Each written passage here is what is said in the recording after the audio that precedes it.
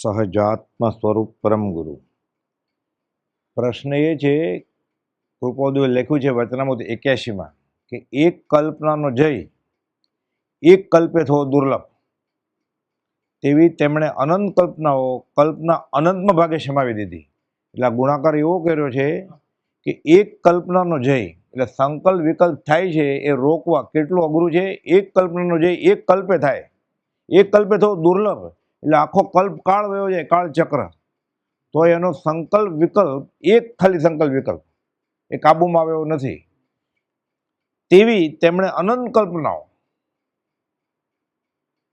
કલ્પના અનંતમાં ભાગે સમાવી દીધી. એટલે આ બધું કાળચક્ર અનંત, તો એક કલ્પનાનો જય એક કલ્પે થવો દુર્લભ છે. એટલે આખું કાળચક્ર જાય તો એક કલ્પને કાબુમાં ન આવે. અનંતકાળથી કલ્પના જલ્પનામાં જ રખડ્યો છે જીવ. મીટે કલ્પના જલ્પના તબ વસ્તુ તીન પાય. જ્યારે કલ્પના જલ્પના જાય ત્યારે જ્ઞાન દર્શન અને ચારિત્ર. મીટે કલ્પના જલ્પના તબ વસ્તુ તીન પાય. કલ્પના જલ્પના જાય પછી જ એને સમ્યક દર્શન થાય, પછી જ સમ્યક જ્ઞાન ને સમ્યક ચારિત્ર આવે, ત્યાં સુધી ન આવે. એટલે કહે છે કે ભગવાન મહાવીર એક કલ્પનાનો જય એક કલ્પે થવો દુર્લભ. એટલે આખું કાળચક્ર પતી જાય તો એક કલ્પના એક વિકલ્પ એને કાબુમાં નથી આવતો સામાન્ય જીવને. તેવી તેમણે અનંત કલ્પના અનંતમાં ભાગે સમાવી. એટલે કાળચક્રના અનંત ભાગ એટલે એક સમયમાં આ કલ્પનાનો જય કરી લીધો. એટલા સ્થિર છે, એટલા સમાધિમાં છે ભગવાન મહાવીર. એટલે આ બધું આખું કાળચક્ર, આ બધું અનંતનો ભાગ કાળચક્રનો, એટલામાં એને અનંત કલ્પનાઓ સમાવી દીધી. એક કલ્પના ન કંટ્રોલમાં આવે આખા કાળચક્રમાં કલ્પમાં, એવી અનંત કલ્પનાઓ કલ્પના અનંતમાં ભાગે સમાવી દીધી. એટલે કેટલું અંતર મોટું થઈ ગયું. એટલે એટલી સ્થિરતા છે ને આત્માની. એમ આ થાય પછી જ શ્રેણી માંડીને કેવળ જ્ઞાન થાય. કુપોદુ 128માં લખ્યું ને કે અમુક કાળ સુધી શૂન્ય સિવાય કઈ નથી જોતું. એટલે સંકલ્પ વિકલ્પ નહીં જ, સ્થિરતા. અને સંકલ્પ વિકલ્પ થાય, આમ કરું આમ ન કરું, ભાંગે ને જોડે ભાંગ જડ, એ જીવ છૂટે જ નહીં. કે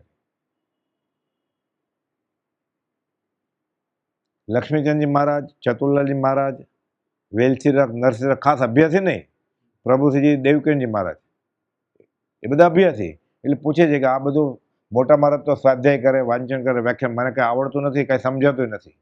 કુપોદુ કે સંકલ્પ વિકલ્પ તજી દો, આ મોક્ષનો માર્ગ છે ધુરંધર. 128માં લખ્યું ને અંતર્જ્ઞાનથી સ્મરણ કરતા એવો કોઈ કાળ જણાતો નથી, સાંભળતો નથી કે જે કાળમાં જે સમયમાં આ જેવા સંકલ્પ વિકલ્પનું રટણ ન કર્યું હોય.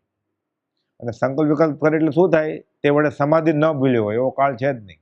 એટલે અસમાધિમાં જાય. અસમાધિમાં જાય એટલે મન કાબુમાં કેમ આવે? એટલે આત્મામાં સ્થિરતા, એટલે ચારિત્ર આવે જ નહીં એને. એટલે કૃપોદે પ્રતિક્રમણ કર્યું છે એમાં 128માં કે અંતર્જ્ઞાનથી સ્મરણ કરતા એવો કોઈ કાળ જણાતો નથી, કોઈ સાંભળતો નથી કે જે કાળમાં જે સમયમાં આ જેવે પરિભ્રમણ ન કર્યું હોય અને સંકલ્પ વિકલ્પનું રટણ ન કર્યું હોય. એ સ્મરણમાં આવતા હવે વૈરાગ આવે છે કે હવે મારે આવું કરવું જ નથી. આ બધી કલ્પના જલ્પનાને સમાવી દેવી છે.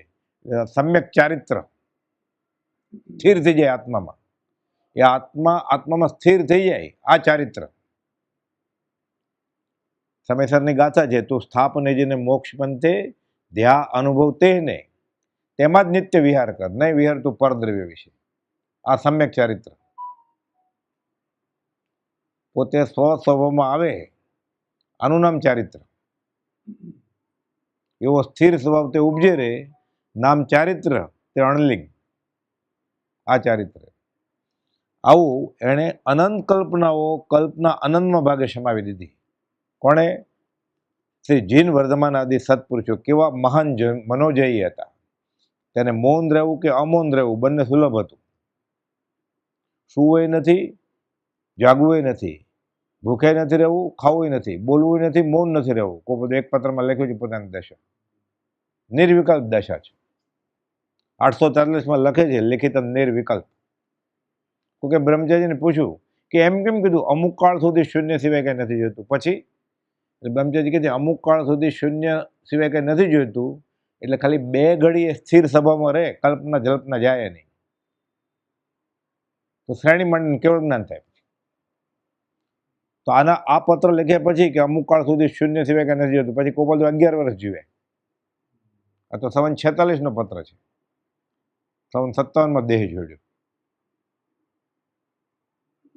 એટલે ગોપાલદેવ લખે છે અવિકલ્પ સમાધિનું ધ્યાન ક્ષણવાર પર મળતું નથી, સ્થિર છે એમ. અવ્યાબાદ સ્થિરતા છે એમ લખે છે 385માં. અને નિર્વિકલ્પ લેખિતનમાં લખે છે 843. એટલે આ ભગવાનની દેહધારી ભગવાનની દશા છે.